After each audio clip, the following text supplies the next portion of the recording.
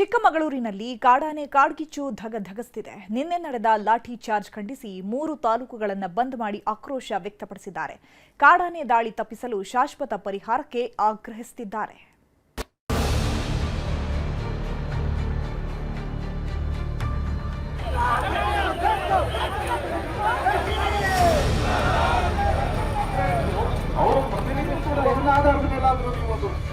ಚಿಕ್ಕಮಗಳೂರಲ್ಲಿ ಕಾಡಾನೆಗಳ ಹಾವಳಿ ಮಿತಿಮೀರಿದೆ. ಮೊದವೇರಿದ ಆನೆಗಳಿಗೆ ಸಾಲು ಸಾಲು ಹೆಣ ಬೀಳ್ತಿವೆ. ಬರೋಬ್ಬರಿ 13 ಜನರ ರಕ್ತ ಚಿಮ್ಮಿಸುತ್ತಿರೋ ಕಿಲ್ಲರ್ ಆನೆಗಳ ಹಾವಳಿಗೆ ಇಡೀ ಜಿಲ್ಲೆ ಬೆಚ್ಚಿ ಬಿದ್ದಿದೆ. ಯಾವಾಗ ಯಾವ ತೋಟಕ್ಕೆ ನುಗ್ಗಿ ಜೀವ ತೆಗೆಯುತ್ತೋ ಅನ್ನೋ ಭಯದಲ್ಲೇ ಬದುಕುವ ಪರಿಸ್ಥಿತಿ ಇದೆ. ಅದೆಷ್ಟೋ ಹೆಣಗಳು ಉರುಳಿದ್ರೂ ಕೂಡ ಕಾಫಿ ನಾಡಿನ ಜನರಿಗೆ ಪರಿಹಾರ ಮಾತ್ರ ಸಿಕ್ಕಿಲ್ಲ. ನಮಗೂ ಇದಕ್ಕೂ ಯಾವುದೇ ಸಂಬಂಧ ಇಲ್ಲ ಅನ್ನೋ ಹಾಗೆ ಜನಪ್ರತಿನಿಧಿಗಳು ವರ್ತಿಸುತ್ತಿದ್ದಾರೆ. ಕಾಡಾನೆ ಕಂಟಕದಿಂದ ಮುಕ್ತಿ ಸಿಗುತ್ತೆ ಅನ್ನುವಷ್ಟರಲ್ಲೇ ಮತ್ತೊಂದು ಹೆಣ ಉರುಳಿದೆ. ಇದು ಚಿಕ್ಕಮಗಳೂರಲ್ಲಿ ಪ್ರತಿಭಟನೆಯ ಕಾಡ್ಗಿಚ್ಚನ್ನೇ ಹಬ್ಬಿಸಿದೆ.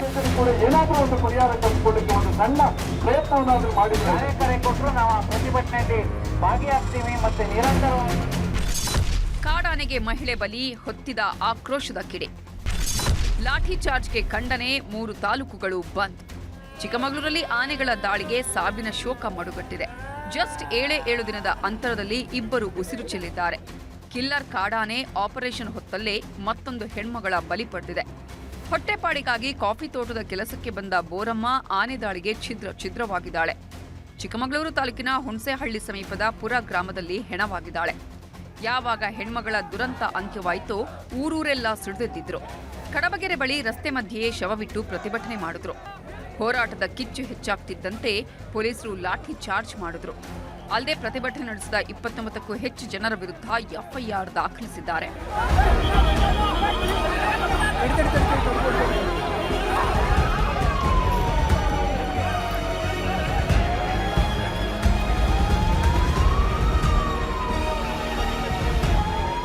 ಯಾವಾಗ ಪ್ರತಿಭಟನಾಕಾರರ ಮೇಲೆ ಲಾಠಿ ಚಾರ್ಜ್ ಆಯ್ತೋ ಚಿಕ್ಕಮಗಳೂರಿನ ಜನ ಸಿಡಿದೆದ್ದಿದ್ದಾರೆ. ಲಾಠಿ ಚಾರ್ಜ್ ಖಂಡಿಸಿ ಶೃಂಗೇರಿ, ಕೊಪ್ಪ, ಎನ್ಆರ್ಪುರ ತಾಲೂಕು ಬಂದ್ ಮಾಡಿ ಆಕ್ರೋಶ ಹೊರಹಾಕಿದ್ದಾರೆ. ಅಂಗಡಿ ಮುಗ್ಗಟ್ಟು ಬಂದ್ ಮಾಡಿ ವರ್ತಕರು ಬಂದ್ಗೆ ಬೆಂಬಲ ನೀಡಿದರು. ಬಾಳೆಹೊನ್ನೂರಿನಲ್ಲಿ ಮಲೆನಾಡು ನಾಗರಿಕ ಹಿತರಕ್ಷಣಾ ಸಮಿತಿಯ ನೇತೃತ್ವದಲ್ಲಿ ಬೃಹತ್ ಪ್ರತಿಭಟನೆ ನಡೆಸಲಾಯಿತು. ಜೆಸಿ ಸರ್ಕಲ್ನಲ್ಲಿ ಶಾಮಿಯಾನ ಅಳವಡಿಸಿ ಪ್ರೊಟೆಸ್ಟ್ ಮಾಡಿದರು.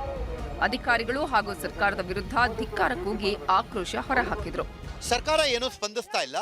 ಶಾಸಕರು ಮನೆಯಲ್ಲಿದ್ದೂ ಅವ್ರ ಮನೆಯಿಂದ 4 ಕಿಲೋಮೀಟರ್ ದೂರದಲ್ಲಿದ್ದರೂ ಅವರು ನಿನ್ನೆ ಬೆಳಗ್ಗೆಯಿಂದ ಸಂಜೆ ತನಕ ತಾಳ್ಮೆ ಪರೀಕ್ಷೆ ಮಾಡಿದ್ದಾರೆ ಮತ್ತು ಅವರು ಬಂದು ನಿಂತು ಲಾಠಿ ಚಾರ್ಜ್ ಮಾಡಿಸುವಂಥ ಕಾರ್ಯಕ್ರಮ ಮಾಡಿದ್ದಾರೆ. ಈ ಲಾಠಿ ಚಾರ್ಜನ್ನು ನಾವು ಯಾಕೆ ಮಾಡಿದ್ರು ಅನ್ನೋದು ಗೊತ್ತಿಲ್ಲ. ಚಳವಳಿಯಲ್ಲಿ ನಮ್ಮದು ಮುಖ್ಯವಾಗಿ ರೈಲ್ವೆ ಬ್ಯಾರಿಕೇಡ್ಗಳನ್ನು ಹಾಕೋದ್ರ ಮುಖಾಂತರ ಆನೆ ಬರದೇ ಇರೋಂಗೆ ನೋಡ್ಕೊಬೇಕು.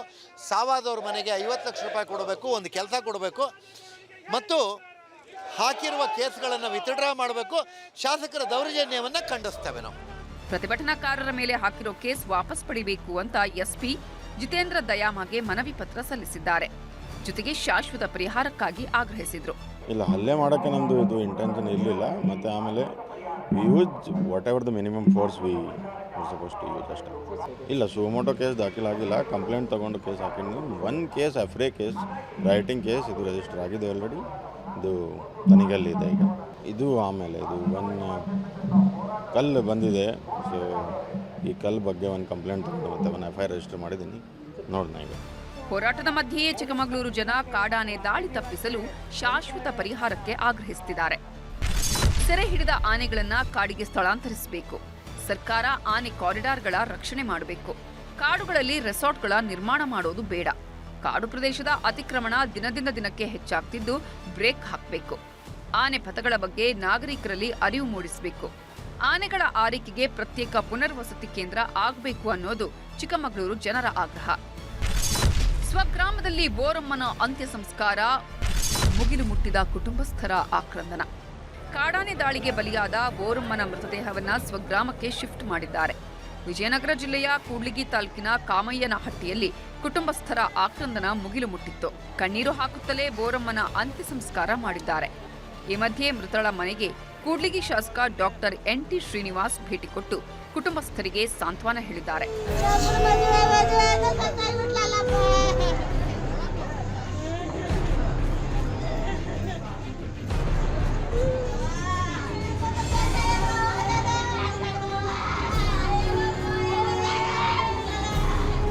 ಒಟ್ಟಾರೆ ಚಿಕ್ಕಮಗಳೂರಿನಲ್ಲಿ ಮೇಲಿಂದ ಮೇಲೆ ಕಾಡಾನೆ ಉಪಟಳ ಹೆಚ್ಚಾಗ್ತಿದ್ದು ಇದಕ್ಕೊಂದು ಶಾಶ್ವತ ಪರಿಹಾರ ಕಲ್ಪಿಸಬೇಕಿದೆ. ಅಮಾಯಕರ ಜೀವ ಉಳಿಸುವ ಕೆಲಸ ಆಗಬೇಕಾಗಿದೆ. ಯೋಗೇಶ್ ಕಾಮೇನಹಳ್ಳಿ, ನ್ಯೂಸ್ 18 ಚಿಕ್ಕಮಗಳೂರು.